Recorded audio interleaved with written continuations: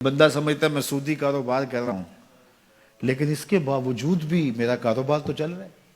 میں سودی کاروبار کر رہا ہوں، لوگ تو میری عزت کر رہے ہیں، مسجد کی کمیٹی کا میں صدر بھی ہوں، میں معززین شہر میں شامل بھی ہوں، لوگ مجھے جلسوں میں مہمان خصوصی بھی بلاتے ہیں، میں ایم پی اے بھی منتخب ہو گیا ہوں، مجھے وزارت کا قلمدان بھی سونپ دیا گیا ہے۔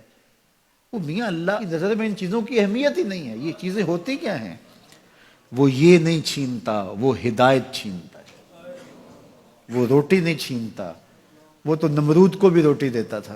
اس نے کبھی سورج کو منع نہیں کیا کہ اس کے گھر میں روشنی نہ کر، یہ حامان کا گھر ہے، یہ قارون کا گھر ہے، یہ میرے دشمنوں کا گھر ہے، اس کے گھر میں روشنی نہیں ہونی چاہیے۔ چاند کو کہتا ہے اپنی کرنیں بکھیر، سورج کو کہتا ہے اپنی روشنی بکھیر۔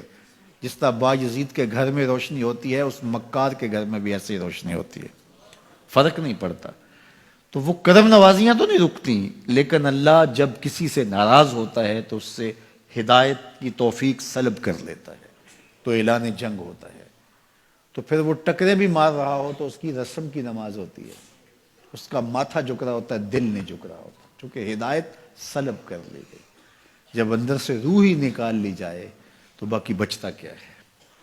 تو یہ بات ذہن میں رکھیے گا کہ اللہ تعالیٰ جل شانہ نے ہمیں جن کاموں سے روکا ہے، جن کاموں سے منع کیا ہے، ان کاموں کے کرنے میں ہمیں کبھی بھی بھلائی اور خیر نہیں مل سکتی۔ یہ ہم جب اچھی طرح سے ذہن نشین کر لیں، اگر اللہ پر ہمارا یقین اور یقیناً اس پر ہمارا ایمان ہے، تو پھر وہ امر جو اللہ کی طرف سے جن سے روک دیا گیا، تو ہم کبھی بھی ان کے قریب تک نہ جائیں، اور جن کاموں کے کرنے کا اسے حکم دیا گیا اس کی حکمتیں نہ بھی ہمیں معلوم ہو۔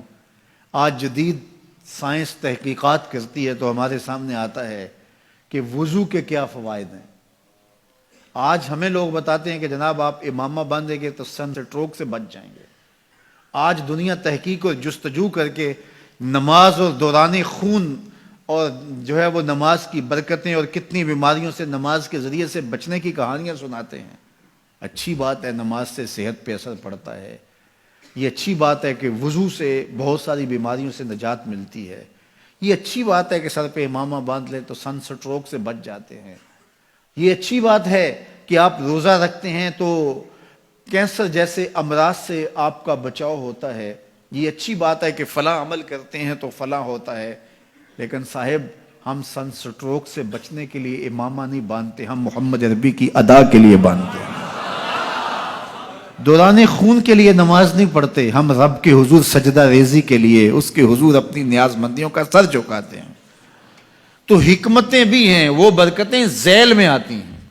تو یہ بات ذہن میں رکھیے گا کہ حکمتیں معلوم نہ بھی ہوں تو ہم عمل کرتے ہیں۔ یہی تو ہے کہ یومنون بالغیب۔